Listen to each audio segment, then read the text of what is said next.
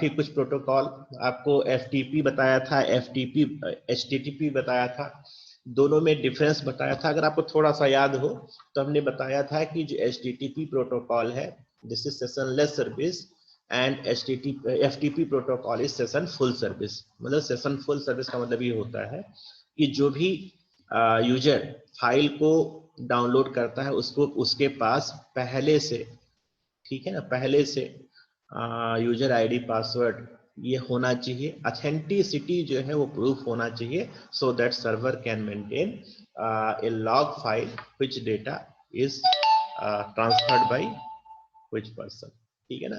तो ये जो है सर्वर के पास पूरी इंफॉर्मेशन लॉग फाइल में स्टोर होती रहती है। तो एफटीपी प्रोटोकॉल है, it is reliable data transfer protocol, ठीक है ना। यहां तक हम लोगों ने बात किया था। हमने कहा था कि एचटीटीपी प्रोटोकॉल है, ठीक है ना, एचटीटीपी प्रोटोकॉल है, हाइपर टेक्स्ट ट्रांसफर प्रोटोकॉल है।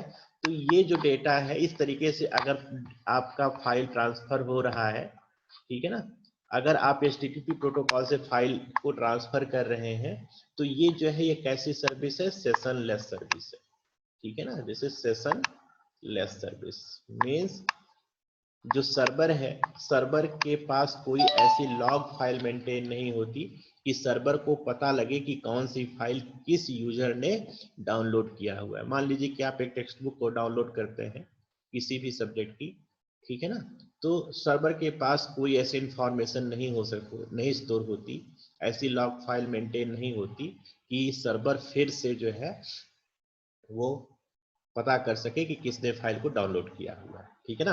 अब ये जो डेटा है, ये डेटा आपने किसी फाइल को अगर एचटीटीपी के थ्रू आप फाइल को ट्रांसफर कर रहे हैं तो ये जो डेटा है ये नेटवर्क में ट्रेवल कर रहा है, ठीक है ना। If you are opening any file with help of HTTP protocol then data is flowing over the network. तो अगर डेटा नेटवर्क के ओवरफ्लो कर रहा है तो दैट डेटा में बी इंटरसेप्ट, ठीक है ना। जो डेटा है data which is travelling through the network में बी इंटरसेप्ट, ठीक है ना। और अगर डेटा इंटरसेप्ट हो गया तो जो सिक्योरिटी है वो कंप्रोमाइज हो गई, ठीक है ना, इंटरसेप्ट, ठीक है ना। And if data is intercept then your security mechanism is compromised, ठीक है ना। तो अगर हम लोग कोई सेंसिटिव डेटा है, फॉर एग्जांपल अगर आप कोई ट्रांजेक्शन कर रहे हैं, आप अपने अकाउंट से किसी को पैसा ट्रांसफर कर रहे हैं, नेटवर्क बैंकिंग यूज कर रहे हैं, तो वहां पर आपको यूजर आईडी और पासवर्ड दोनों ही सेंड करना है, ठीक है ना, दोनों ही सेंड करना है। तो वो जो डेटा है वो डेटा आपकी सिक्योरिटी जो है कंप्रोमाइज हो रही है क्योंकि that information is stored somewhere else, ठीक है ना। तो हमने कहा कि जो डेटा इंटरसेप्ट हो रही है this data can be captured by the by the malicious person, ठीक है ना। ये जो डेटा है, जो डेटा इंटरसेप्ट हो रहा है that can be maliciously accepted by some other user and he can misuse it, ठीक है ना। तो हमने एक यहाँ पर सिक्योरिटी का एक हमने प्रोटोकॉल लगा दिया, एक इसमें हमने और प्रोटोकॉल लगा दिया जिसको हमने कहा एसएसएल प्रोटोकॉल, ठीक है ना। दिस इज सिक्योर्ड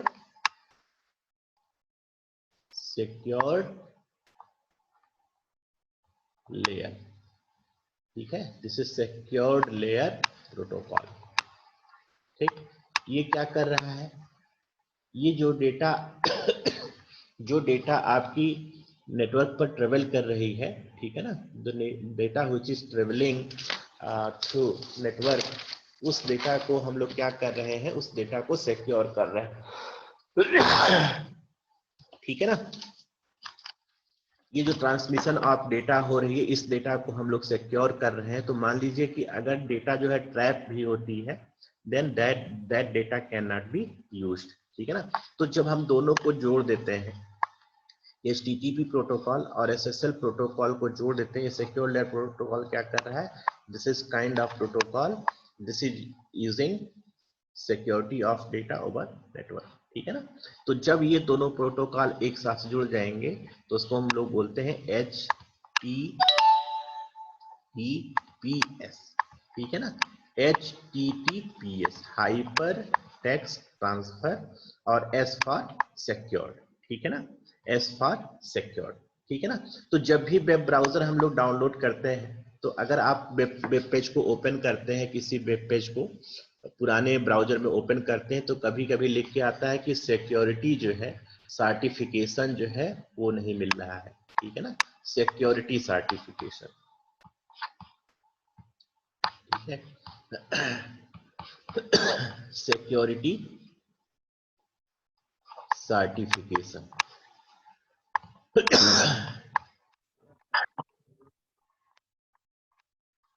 ठीक है, सिक्योरिटी सर्टिफिकेशन क्या होता है? हर एक वेबसाइट का आप जानते हैं जिस तरीके से अकाउंट का ऑडिट होता है, उसी तरीके से हर एक वेबसाइट का ऑडिट होता है, पता करने के लिए कि उसमें कहीं लूप होल तो नहीं है, ठीक है ना, लूप होल तो नहीं है। और उस लूप होल को पता करने के लिए कि अगर कहीं पर ऐसा मतलब प्रोग्राम में या वेब ब्राउजर में कोई ऐसा प्रोग्रामिंग लूप होल है जहां से डेटा जो है इंटरसेप्ट होती है, ठीक है ना, तो उसको कंपनी क्या करती है, उसको कंपनी जो है फिक्स करने के लिए कहती है, ठीक है ना।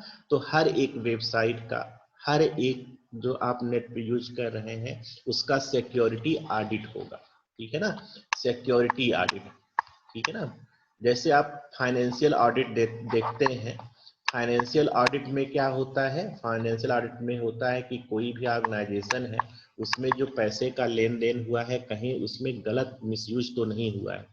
आप देखते हैं कि जो है 2-2 4-4 साल बाद पता लगता है कि किसी परचेजिंग में जो है वो बहुत लंबा घोटाला हुआ है, ठीक है ना, that is detected by the audit, ठीक है ना। ऑडिट जो होते हैं उसी में वो पता लगता है कि गलत तरीके से पेमेंट किया गया है या गलत लोगों को पेमेंट किया गया है, ठीक है ना। तो लूप होल्स कहाँ कहाँ पर हैं, कहाँ कहाँ पर लूप होल्स है, कहाँ से सिक्योरिटी जो है हमारी कंप्रोमाइज हो रही है और कहाँ पर हमारी सिक्योरिटी ब्रीच हो सकती है, ठीक है ना। तो this is checked by the security audit. तो हर एक वेबसाइट को सिक्योरिटी ऑडिट लेना होता है, ठीक है ना, और उस पैरामीटर पर आपका जो है वेबसाइट चेक होगी and if it is okay then a certification, security certification will be given, ठीक है ना। सर्टिफिकेशन आपको मिल जाएगा कि आपकी जो वेबसाइट है ये इसमें कोई सिक्योरिटी लूप होल नहीं है and data used by this web browser is completely safe, ठीक है ना। तो कभी कभी आप वेबसाइट को ओपन करते हैं तो लिख के आता है कि सिक्योरिटी सर्टिफिकेशन अनअवेलेबल, ठीक है, इसका मतलब कि जो वेबसाइट है वो सिक्योरिटी ऑडिट के प्रोसेस में, ठीक है ना। अगर सिक्योरिटी ऑडिट जो है अगर सर्टिफिकेशन पर खरा नहीं उतर रहा है तो आपका वेब पेज ओपन नहीं होगा, लिख करके आएगा कि जो ऑडिट है, सिक्योरिटी ऑडिट जो है वो एरर आ रही है, ठीक है ना। तो सिक्योर ट्रांसमिशन जो है ये हमको करना, इंश्योर करना है। तो ये यहाँ पर इस प्रोटोकॉल को हम लोग बोलते हैं HTTPS, ठीक है ना। तो प्रेजेंट टाइम में मैक्सिमम वेबसाइट में HTTP जो है रिमूव कर करके हम लोग कौन सा यूज करते हैं, HTTPS यूज करते हैं, ठीक है ना। आप देखिए, आप इंटरनेट बैंकिंग आप यूज कर रहे हैं, यूजर आईडी पासवर्ड डाल रहे हैं, सिर्फ सिक्योरिटी सिर्फ उतना ही है, ठीक है ना। और जिसके पास यूजर आईडी पासवर्ड है वही जो है जेन्युइन यूजर है। तो अगर आपका किसी तरीके से अगर आपका सिक्योरिटी पासवर्ड किसी को पता लग जाए तो आपके अकाउंट से ट्रांजैक्शन कर लेगा, ठीक है ना, बाकी और कोई मैकेनिज्म नहीं है। तो आप देखते हैं कि आपका जो नेट बैंकिंग है ये बहुत ही सेफ नहीं है, ठीक है ना। इसी तरीके से आप मोबाइल से ट्रांजैक्शन करते हैं या मोबाइल से ट्रांजैक्शन करते हैं तो लगता है कि हमारा जो यूजर आईडी पासवर्ड सेफ है, but it is not actually safe. समझ में आ रहा है, सेफ नहीं है। वो जो कॉन्फिडेंशियल डेटा है that data can be used for the breachment, ठीक है ना। तो ये सिक्योरिटी ऑडिट की बात हो गई। अब हम एक प्रोटोकॉल की बात करेंगे, पॉप प्रोटोकॉल, POP मतलब post office protocol, pop protocol, ठीक है ना। इस प्रोटोकॉल का मतलब है पोस्ट ऑफिस प्रोटोकॉल। इसका क्या रोल है, इसका रोल ये है, role of this protocol, this is my mail server, ठीक है ना, ये हमारा मेल सर्वर है मेल सर्वर का मतलब जो भी मेल आ रही है इस सर्वर में आ करके स्टोर हो रही है, ठीक है ना। This is my mail server. जैसे गूगल का आप मेल यूज कर रहे हैं तो गूगल का मेल सर्वर है, डेडिकेटेड सर्वर है, ठीक है ना। तो जिस काम के लिए डेडिकेटेड होता है उसको वही सर्वर बोलते हैं। जैसे अगर मेल डेटा सेव हो रही है तो उसको हम लोग मेल सर्वर बोलेंगे, अगर प्रिंट करने के लिए यूज हो रहा है तो प्रिंट सर्वर बोलेंगे, ठीक है ना। तो जिस तरीके का काम करता है, असाइनमेंट होता है, उसी के अकॉर्डिंग हम लोग उसका सर्वर का नाम दे देते हैं। तो ये मेल सर्वर है। तो पीओपी प्रोटोकॉल क्या करता है, this protocol this is my machine, this protocol fetch data, ठीक है ना। ये जो प्रोटोकॉल है दिस फेच ईमेल, ठीक है, कहां से फेच करेगा, मेल सर्वर से, ठीक है ना। ये जो प्रोटोकॉल है this protocol will fetch email from the mail server, email from mail server, ठीक है ना। मेल सर्वर से ये जो पीओपी प्रोटोकॉल है, ये जो पीओपी प्रोटोकॉल है ये जो है मेल सर्वर से डेटा को फेच करेगा, ठीक है। मेल सर्वर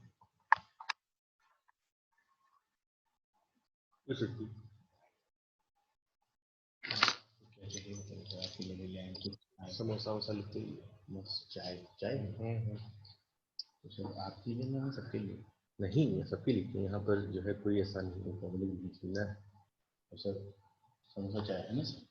तो ये जो पीओपी प्रोटोकॉल है, ये पीओपी प्रोटोकॉल हम लोग किस लिए यूज कर रहे हैं कि ये जो इंफॉर्मेशन मेल सर्वर पर है this information is present in the mail box of the user, ठीक है ना। तो यहाँ पर ये प्रोटोकॉल यूज होगा, ठीक है।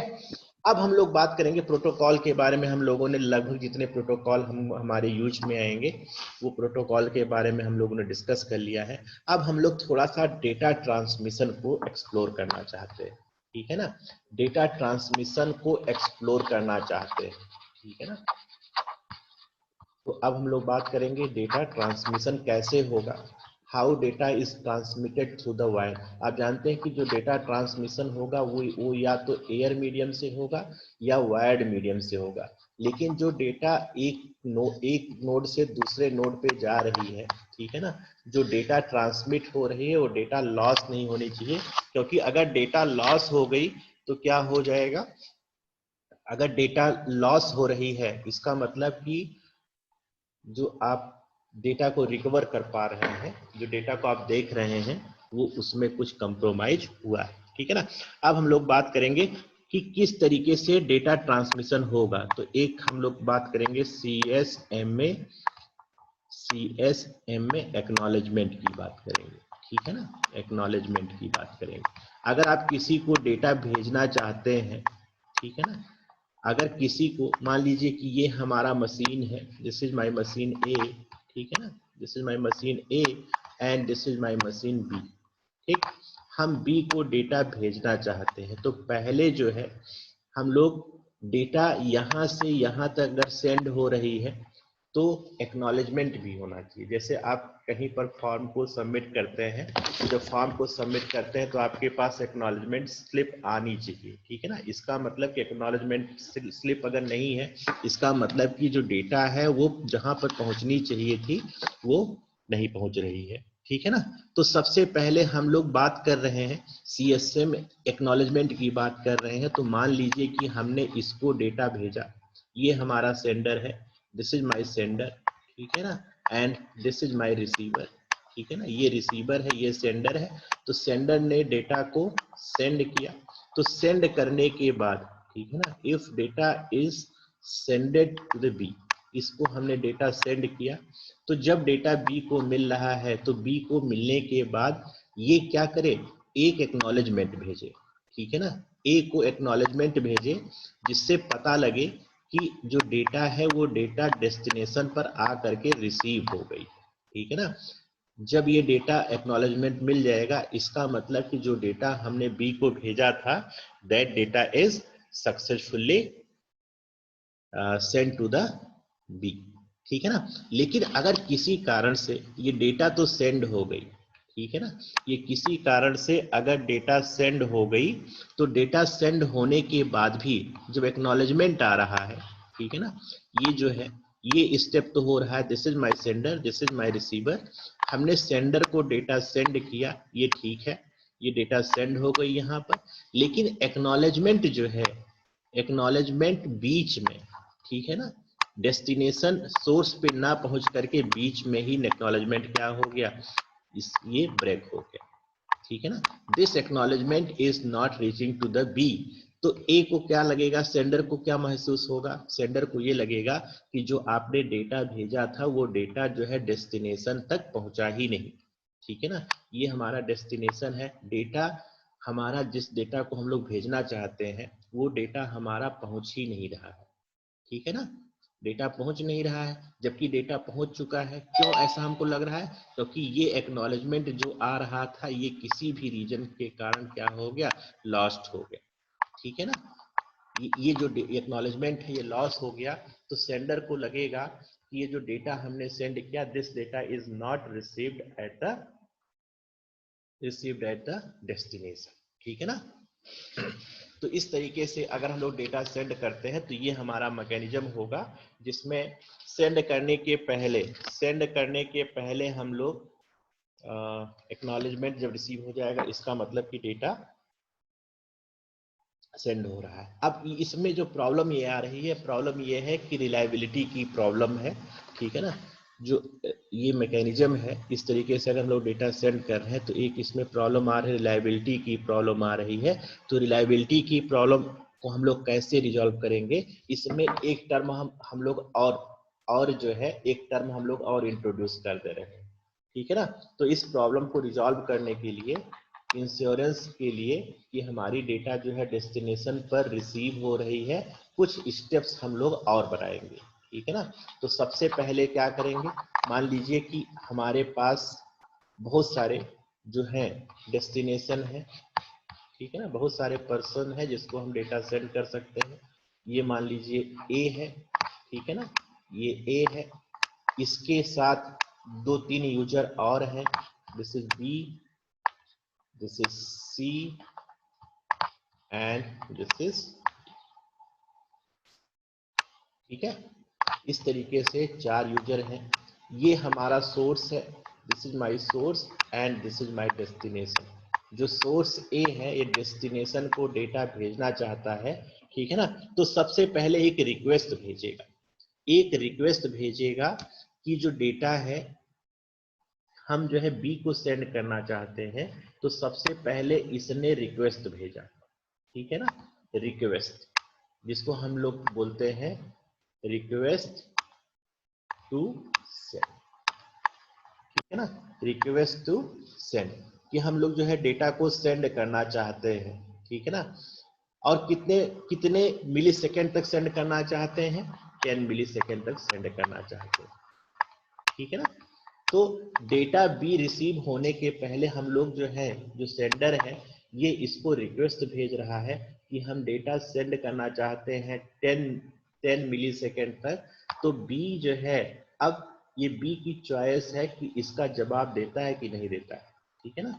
तो अगर इसने इसने इसने एक्नॉलेजमेंट दे दिया, ठीक है ना, अभी डेटा सेंड नहीं हो रही, सिर्फ परमिशन मांगी जा रही है बी से कि हम बी को डेटा सेंड करना चाहते हैं। तो इसने एक रिक्वेस्ट सेंड किया आरटीएस का मतलब होता है रेडी टू सेंड, ठीक है ना, RTS stands for ready to send, ready to send. इसी तरीके से सीटीएस, ठीक है ना, CTS stand for clear to send, ठीक है, क्लियर टू सेंड, ठीक। तो यहाँ पर बी से हमने रिक्वेस्ट किया कि हम जो है डेटा को सेंड करना चाहते हैं, तो बी ने कहा, बी ने परमिशन दे दी कि ठीक है, I am ready to accept your data. तो इसने इसको एक सिग्नल दे दिया जिसको हम लोग बोलते हैं सीटीएस, ठीक है ना। लेकिन जो बी है, this busy if it is accepting data from one source at the same time it cannot access data from other sources. तो जो अदर सोर्सेज हैं ये कौन कौन से हैं? सी है, तो इसका मतलब कि सी से डेटा एक्सेप्ट नहीं हो सकता, ठीक है ना, सी से डेटा एक्सेप्ट नहीं कर सकता, और डी से डेटा एक्सेप्ट नहीं कर सकता। तो इसने सबको जो है सिग्नल भेजा कि मैं यूजर ए से डेटा को एक्सेप्ट करने जा रहा हूं। तो इसने सबको मैसेज भेज दिया कि अब हम डेटा एक्सेप्ट कर रहे हैं, इसका मतलब कि चैनल जो है, चैनल इज नॉट फ्री, ठीक है ना, this is busy right now, and if C want to send data to B or D wants to send data to B, it cannot send. This simply means अगर इसको request पहुंच गई, इसका सिर्फ इतना दिखाना है कि चैनल इज नॉट फ्री, ठीक है ना, जो चैनल है वो फ्री नहीं है, और अगर चैनल फ्री नहीं है तो कोई भी डेटा ट्रांसमिट नहीं होगी, ठीक है ना, कोई भी डेटा ट्रांसमिट नहीं होगी। तो ये बी सी से या डी से डेटा एक्सेप्ट नहीं करेगा। तो अब डेटा इसने जो है सिग्नल भेजा, अभी डेटा ट्रांसमिट नहीं हुई, इसका मतलब कि बी ए से डेटा एक्सेप्ट करने के लिए रेडी है। अब हमने डेटा इसको भेज दिया, ठीक है ना, अब हमने इसको डेटा भेजा, और जब डेटा हमने इसको भेजा और डेटा सक्सेसफुली प्रेजेंट पहुंच गया बी पर, अब ये जो है एक्नॉलेजमेंट भेजेगा, किसको भेजेगा? ए को भेजेगा, ठीक है ना, जो एक्नॉलेजमेंट है, this acknowledgement is send to the A, ठीक है ना, लेकिन ये एक्नॉलेजमेंट सिर्फ ए को भेजे ऐसा जरूरी नहीं है, ये सबको भेज देगा, ठीक है ना, सबको भेज देगा, इसको भी एक्नॉलेजमेंट सी को भी भेजेगा और एक्नॉलेजमेंट डी को भी भेजेगा, ठीक है ना। तो जब इसको एक्नॉलेजमेंट मिल गए, इसका मतलब कि अब चैनल से डेटा ट्रांसमिट हो चुकी है, नाउ चैनल इज फ्री, ठीक है ना। अब चैनल हमारा जो है फ्री है, तो B can accept data from node C and node D. समझ में आ रहा है कि ये जो डेटा है, अब जब चैनल फ्री हो गया तो सी या डी से भी डेटा कम्युनिकेट कर सकता है। अब चैनल जो है वो फ्री हो गया, अब फिर से रिक्वेस्ट भेजेंगे। तो इस तरीके से डेटा ट्रांसमिशन होता है। तो सबसे पहले जिसको डेटा भेजना है उससे परमिशन लेना होता है, ठीक है ना। तो इसमें 2 स्टेप्स हमने और लगाए हुए हैं, पहला रेडी टू सेंड और दूसरा क्लियर टू सेंड, और तीसरा जो है कि जो चैनल, हर एक नोड को हम लोग सूचना दे रहे हैं कि हमारा चैनल फ्री है या चैनल फ्री नहीं है, ठीक है ना। This is called ready to send method, ठीक है ना, दिस इज कॉल्ड CSM में acknowledgement, and this is called ready to send, ठीक है ना, रेडी टू सेंड।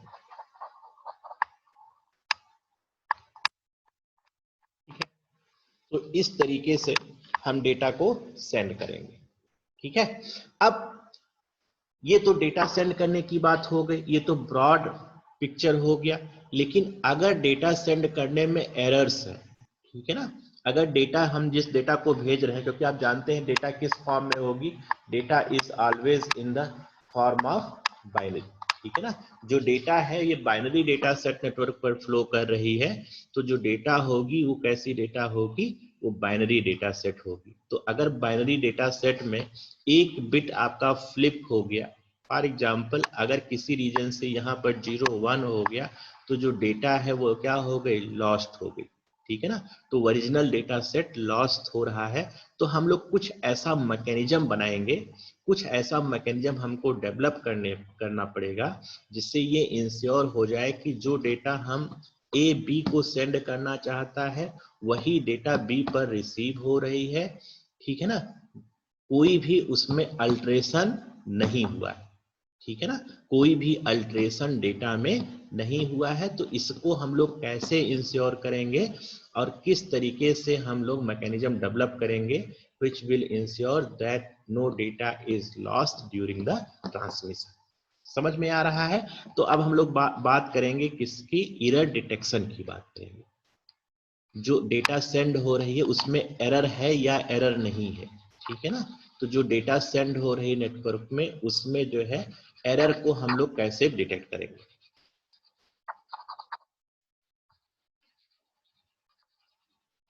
ठीक है। तो एरर डिटेक्शन की बात करेंगे, एरर डिटेक्शन, एरर डिटेक्शन। मान लीजिए ये डेटा आप हम लोग सेंड कर रहे हैं 1 0 0 1 1 1 0 1, ठीक है, ये डेटा है।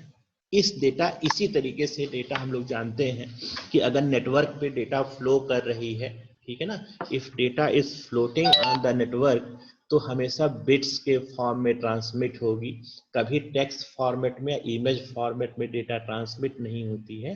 Data is always transmitting in the form of zeros and ones. तो एरर क्या हो सकता है? पहला हो सकता है single bit error.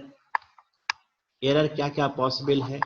Single bit error, और दूसरा पॉसिबल है मल्टीपल बिट एरर, ठीक है, मल्टीपल बिट एरर। दो तरीके से हमने कहा कि दो तरीका पॉसिबल है एरर का।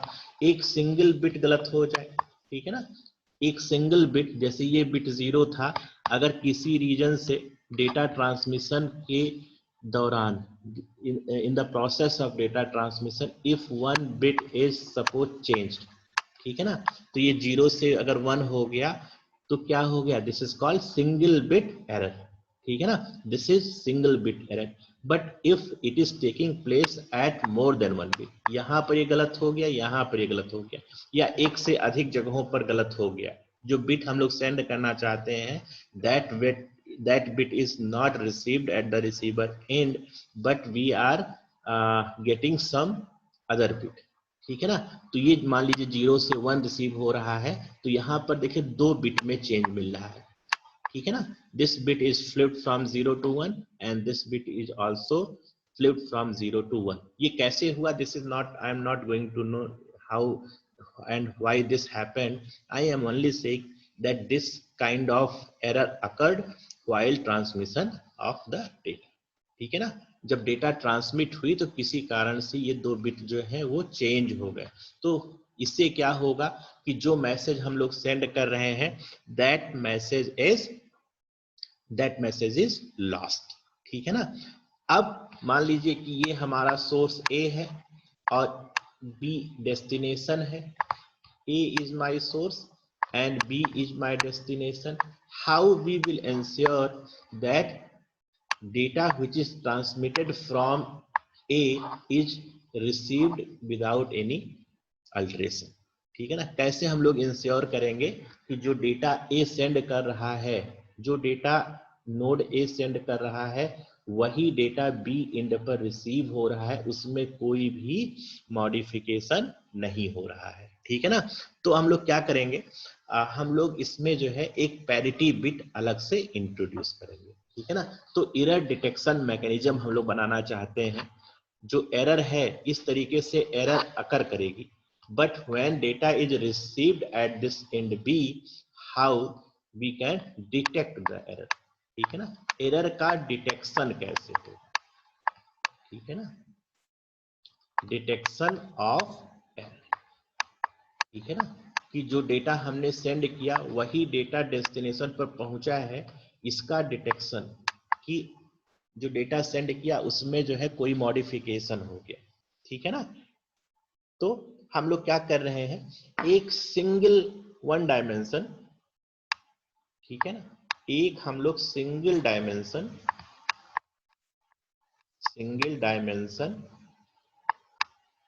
पैरिटी चेक लगा दे रहे हैं, ठीक है ना, पैरिटी चेक, ठीक है ना। देखिए सबसे सिंपलेस्ट मैकेनिज्म की बात हम लोग कर रहे हैं, तो सिंपलेस्ट मैकेनिज्म क्या कह रहा है कि मान लीजिए ये आपकी डेटा है 0 0 1 1 1 4 6 एंड 7, ये डेटा ट्रांसमिट हम लोग कर रहे हैं और हम लोग ये डेटा ट्रांसमिट कर रहे हैं, दिस इज दिस वन, ठीक है। ये डेटा हम लोग ट्रांसमिट कर रहे हैं, पहला डेटा ये ट्रांसमिट कर रहे हैं और दूसरा ये ट्रांसमिट कर रहे हैं, ठीक है ना। तो यहाँ पर देखिए नंबर ऑफ बिट्स, जो बिट्स की काउंट है, यहाँ पर बिट्स की काउंट कैसी है, इवन है, ठीक है ना। जो बिट्स की काउंट है वो इवन है, राइट।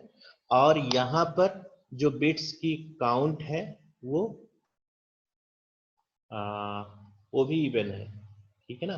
चलिए ठीक है, ये भी इवन है। और अगर ये डेटा हम लोग सेंड कर रहे हैं,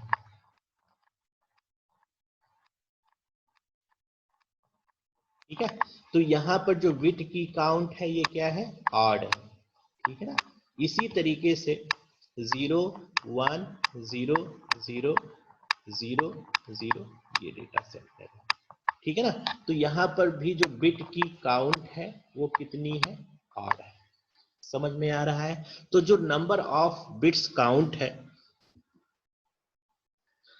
काउंट है उसको हम लोग क्या बना दे रहे हैं, उसी को हम लोग काउंट कर रहे हैं, और ये यहाँ पर एक एडिशनल पैरिटी बिट लगा दे रहे हैं, ठीक है ना। इसके साथ ये जो डेटा है इसके साथ हम लोग एक पैरिटी बिट लगा दे रहे हैं, जिससे पता लगेगा कि हमारी डेटा सक्सेसफुली आई है या नहीं आई है, ठीक है ना। तो देखिए कैसे हम लोग पैरिटी को इंट्रोड्यूस करेंगे, कैसे पैरिटी बिट को हम लोग लगाएंगे। यहाँ पर देखिए ये जो बिट है इवन है, तो ये नंबर ऑलरेडी इवन है, तो यहाँ पर हमने पैरिटी 0 लगा दिया, ठीक है ना, पैरिटी 0। तो जब जब टोटल जो बिट्स है इसकी काउंट जब इवन होगी, ठीक है ना, तो पैरिटी हम लोग 0 रखेंगे, और जब जब जो है बाइनरी काउंट्स जो है बिट्स की काउंट ऑड होगी, तो हम लोग पैरिटी कितना रख देंगे, 1 रख देंगे, ठीक है ना। This is parity 1 and this is parity. समझ में आ रहा है। तो अगर ये डेटा सेंड हो रही है तो इसके साथ पैरिटी 0 आ रही है, तो जो डेटा सेंड हुई वहां भी पैरिटी 0 मिल रही है, और जो डेटा बी पर रिसीव हो रही है वहां भी पैरिटी 0 मिल रही है। तो hopefully data is successfully transmitted from the source to destination and nothing, no any bit has lost. तो बिट लॉस्ट कैसे होगा, जैसे ये इस डेटा को हम लोग भेज रहे हैं, ठीक है ना, ये डेटा हमारी है, लेकिन गलती से यहाँ पर 1 हो गया, हमने भेजा 0 था, और यहाँ पर कितना आ रहा है, जब डेस्टिनेशन पर रिसीव हो रहा है, when it received at the destination is last bit has become 1, so now this count has become odd।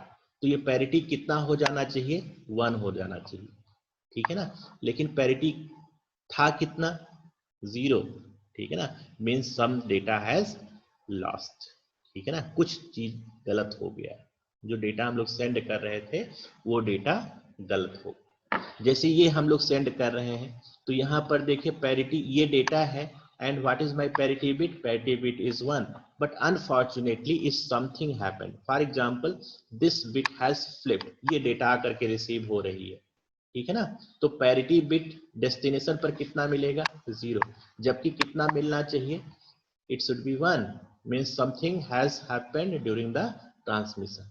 इसका मतलब कि जो डेटा थी वो ट्रांसमिशन में क्या हो गई, मॉडिफाइड हो गई, data has modified while transmitting from source to destination, means something error has occurred, ठीक है ना,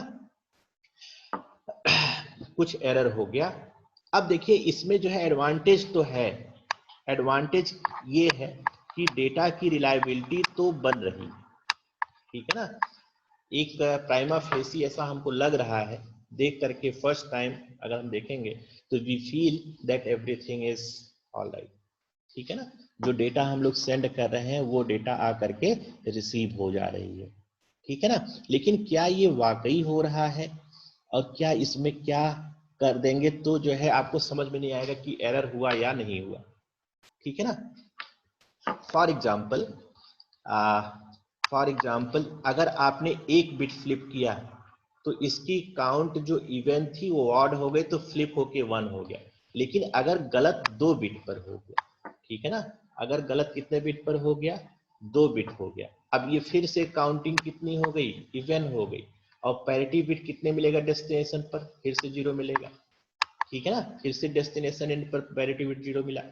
तो पैरिटी बिट तो मैच कर रहा है, ठीक है ना, पैरिटी बिट तो ट्रांसमिशन एंड और डेस्टिनेशन की मैच कर रही है, लेकिन जो डेटा है वो क्या हो गई है, डेटा मॉडिफाइड हो गई, ठीक है ना, डेटा गलत आ रही है, इसका मतलब कि दिस हैज अ डिसएडवांटेज, ठीक है ना, कि अगर काउंटिंग जो है इवन है, ठीक है ना, और चाहे जितने बिट पर जो है एरर हो जाए, इस मेथड से हम लोग एरर को रेक्टिफाई नहीं कर सकते। हम लोग डिसाइड नहीं कर सकते हैं कि डेटा लॉस हुआ या डेटा सक्सेसफुली पहुंच गई।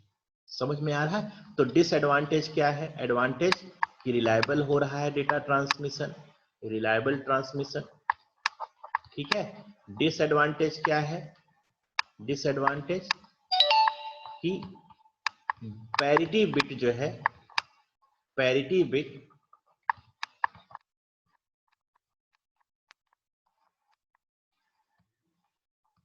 ठीक है ना, जो पैरिटी बिट है, जैसे हमने कहा कि 2 बार एरर हो गया, तो पैरिटी बिट जो है मैच कर गया, ठीक है ना, तो parity bit is not very reliable, parity bit does not ensure, ठीक है, डज नॉट इंश्योर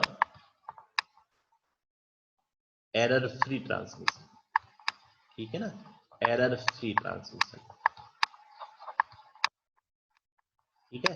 तो एरर डिटेक्शन में इस तरीके का मैकेनिज्म जो है बहुत ज्यादा जो है वो रिलायबल नहीं है, ठीक है ना। तो 1 डायमेंशनल पैरिटी की बाद हम लोग किस में जाएंगे? 2 डायमेंशनल पैरिटी में जाएंगे, तब हम लोग इस एरर को फिक्स कर पाएंगे। जब रो वाइज हम लोग पैरिटी काउंट करेंगे और कॉलम वाइज पैरिटी काउंट करेंगे, तब हम देखेंगे कि हमारा जो पैरिटी था, ठीक है ना, वो डेटा एकदम एग्जैक्टली मैच कर रही है, ठीक है ना। अभी इसमें प्रॉब्लम है, 1 डायमेंशनल पैरिटी चेक में प्रॉब्लम है, तो हम लोग 1 डायमेंशन से किस में जाएंगे? 2 डायमेंशनल पैरिटी में जाएंगे, ठीक है ना। तो हमारे पास टाइम कम बचा है, एक बार हमसे बात कर लेते हैं। चिरंजीव विश्वास, यस सर। समझ में आया? Yes sir. सर हाँ जी सर, अगर ये जो पैरिटी बिट है ये भी क्या मतलब साथ में सेंडर के पास सेंड होता है? हाँ, सर इसमें अगर कोई मतलब एरर आ जाए फिर? उसी लिए तो हम लोग बना